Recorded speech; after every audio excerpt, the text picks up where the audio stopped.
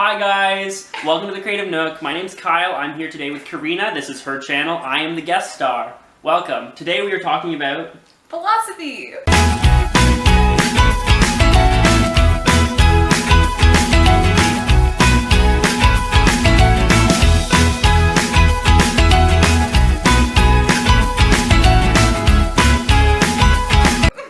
Parts of philosophy. Obviously, we're not covering all of philosophy in one video. Yeah, we have 5 questions that we're gonna go over, and yeah, this is my friend Kyle from university, and yeah, cool. Do you want to share anything about yourself, Kyle? I go to Carleton University with Karina, and I am in computer science. Cool. Okay, so we're gonna get started. So our first question is, does a person's name influence the person they become? Well, what do you think? I think yes, to an extent. I mean, I don't want to steal what you're gonna say, so like, you should go first. I think that a person's name does have an impact on the way they turn out, but it's more because of the way other people treat them. If you have a name that is a common name to be bullied, say your name is Richard and you're called Dick, like people might not treat you the nicest, and that can shape the way that you grow and the person that you become. Mm-hmm. I think there are definitely certain names, like if your name is Alec versus Alex, where it's like, well, such a small change might not have a large impact. Mm-hmm. So it might just be certain outliers that do cause such a big impact. I know my name's Kyle, and people bring up the Kyle stereotype of drinking Monsters and breaking drywall all the time. I've never heard those stereotypes before, but okay. It is a common internet thing, just like being named Karen at this point. If you were an older person, mm-hmm. an adult, not like us, mm-hmm. Named Karen, it might not give you as much respect at that point, and obviously that can be frustrating, and that might shape the way you interact with people, trying to be extra nice so they do give you that respect. So I think there are certain stereotypes out there with certain names. There are certain reasons that your name would impact the way you're treated, and therefore the person you become. Mm-hmm. Yeah, exactly. So I agree with all of that, but also like to add on to it, I think like also your name becomes kind of a part of your identity and how you see yourself. And I think what's also interesting too is like I feel like certain people's names influence how you see that person. I think that like when you grow up in school and whatnot, like when you meet certain people, if you're bullied by them or they make a certain impression on you, that name is like suddenly has that attachment, and then you associate those characteristics with that name. So it can kind of influence like the way you see the world. That's essentially, what I So it's possible if there's a more common name, like Emma, for example. Say there's a person that bullied you named Emma, it might turn you away from other Emmas in the future, just because of that one bad interaction. Yeah. All right, moving on to question number 2. How does culture and society influence us, and is there a way for it not to influence us? Do you want to start this one, because I started the last one? Sure. Okay, so I think the major way culture and society affects us is like it affects the way we act and the way we treat others, and the way we follow rules in society. It gives us structure. And I think it'd be really hard not to be influenced by culture and society. I think it's possible to maybe have a mindset where, your goal is not to be influenced by culture and society, but I think in general, like in some shape or form, you're always going to be influenced by society and culture. Unless you like somehow removed yourself from society and culture and like lived in a really isolated place, then maybe you wouldn't have that much of an impact from society and culture. But yeah, that's my opinion. Yeah, so I think, much like Karina, I think that society and culture have to do with every part of who you are. There's really no way to remove yourself from it.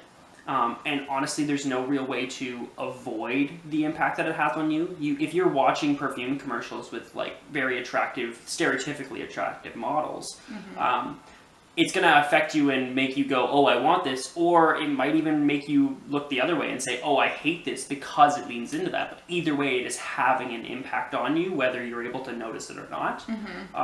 So even though culture might be something, like your rejection of culture is still an impact that culture can have on you. So I think it's very difficult to be around culture without being impacted by culture. So you'd have to just avoid the culture altogether. Yeah, exactly. Yeah. All right, so our question number 3 is, will religion ever stop existing? I think it is incredibly unlikely that religion would ever stop existing. It's existed for so long now, and people seem to always want to have some sort of faith in something. Obviously, we could see more religions come up where people believe Guy Fieri or some other pop culture person was the Messiah or something. Like, there's a Church of the Flying Spaghetti Monster that exists. The Pastafarian religion where they believe in a big flying spaghetti monster. Like, there's so many. I'm not gonna say that's on the same level of Christianity. Obviously, there's some people that are in that for a joke. So sorry, I don't mean to associate the two. But I feel like everybody's just trying to look for something to give them hope and to help them get through the day. Yeah. So it's definitely something that's going to stick around for a very, very long time. Yeah, I would agree. I think, no matter what, we're always going to have a religion around, and it is what keeps some people going, and it gives them hope. And I think it is interesting that it does continue to stay around, because I find, like, you could beg the question, like, you know, the more evidence we find to, let's say, just science in general, like, would that eventually extinct religion? And you could argue maybe yes, but I think there's, at the end of the day, there's still always going to be people who believe in something else. Because, I don't know, that's who we are as people. We're dynamic and we think differently than others. So I think there's always going to be a different perspective or view. Yeah, and a lot of religion is about the unexplainable parts of the universe, exactly. right? It's about, like, for example, karma. If you do good things will come to you. That's not something that science could ever prove. Yeah, agreed. So I think that it's impossible for that stuff to disappear, really. Yeah. Cool. Okay, so question number 4. Is freedom simply being able to do what you want? If it is, are animals freer than humans? I think that freedom and free will are two different things. Yeah. That's an important thing to kind of distinguish. If we're defining freedom as the ability to do whatever you want, because that can be your definition if you want, then obviously I think animals would be more free, because humans have put systems in place to restrict our own freedom. You can't murder, you're not supposed to steal, like all of that stuff. And then if you do it, obviously your freedom is completely taken away. You're in prison. Like, you cannot do anything. Animals, they do have more freedom. I'd say they're still restricted in some ways when it comes to interacting with humans. We put a hold on them. Interacting with other animals, obviously. If you're a mouse, you don't want to hang out with a snake. Like, you're not really free to do that without repercussions and losing your freedom in the way of your life. But, I think, adding on to that, I think it also depends on, like, this question. Like, I think you're a freer animal if you're, like, living in the woods or something, away from society or away from like a farm, or because I feel like, you know, a pig has less freedom than, like, a wild wolf who isn't affected by anybody. So I think it depends how close they are to people, really, because as soon as they're close to people, then they can kind of be controlled. But I think the freer and farther they are from people, the more free they are and the more ability they have to do what they want, essentially. So in short, I think that, like, if you are an animal in the wild, away from society, away from people, yes, you are more free than someone who's living in society. Because someone who's in the wild is completely free, not controlled by rules or laws. Cool. Okay, our final question is, why do you think people are afraid of death? Okay, so my answers were losing everything they've worked for, amounting to nothing, and not having enough time to, like, live your life the fullest. And I think for me personally, like, something that scares me about death is, like, I personally, like, really want to leave a legacy on the world or leave an impact, and I'm afraid that I won't do that. I think, you know, it's a valid fear to be afraid of death. I don't think we should fear death, because that's something that's naturally and eventually going to happen, and it's out of our control. But the thought of death definitely does scare me, because there's certain things I want to do before I die, and that scares me if I can't or won't do those things. But at the end of the day, I am happy with where I'm at in life and what I have done so far in my life. I definitely, my thoughts on people being afraid of death is definitely the animalistic instinct part of things, where you are afraid of the unknown, I guess. You're unsure of it. But at the same time, I think we also associate pain with death. And so I am afraid of getting shot because I feel like that would hurt. It's the same thing as I like to look both ways before I cross the road. Not because I'm afraid of dying. I'm afraid of getting hit by a bus and, like, getting injured and hurting. Of course, there's also certain things where it's like, well, that would affect my life. Like anything that's a large impact on your life, I feel like change is scary. And I think that it's the unknown part of that can really make it terrifying. Yeah. So to end off this video, we're going to play a little game of who knows each other better. So we have 3 questions, and I've come up with some answers, and Kyle's come up with some answers, and we're going to see if we know each other's answers. So our first question is, what is your favorite superhero? So, my guess for Kyle was the Hulk. Was that correct? Absolutely not. Not even close. Who is it? You would not know who it is. Just say it. Star-Lord from the Guardians of the Oh Galaxy. my goodness, I would have literally never guessed that. I'm well aware. Okay, what do you think my answer is? Spider-Man. No. The answer was Wonder Woman. That's what I was actually thinking beforehand, but then you got me forgetting because of, I was thinking you'd say Wonder Woman. Honestly, I was. Okay, well, no points for nobody for that question. Oh well. Okay, and then our second question is, would you prefer to ride a bike, a horse, or a car? What is your answer?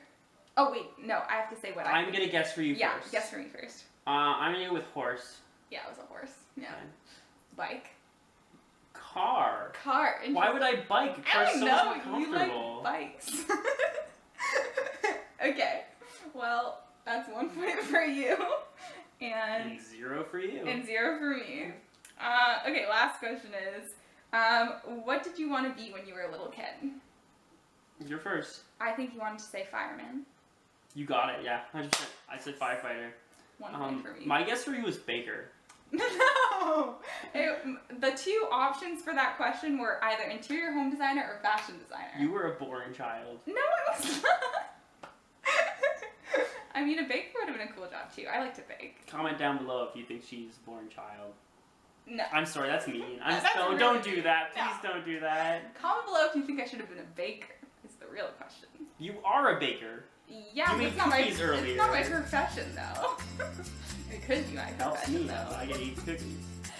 Anyways, thank you guys for watching this video, and please like, subscribe, and comment. And yeah, I hope you guys have a great week. Have a good one, y'all. Bye. What up, gamers? Guess who's back with another outro to a video? It's Karina. No. What you gotta say, Karina? No. What up, gamers? No.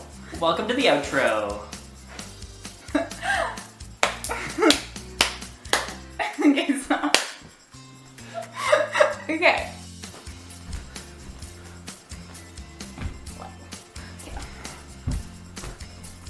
Go ahead. Okay.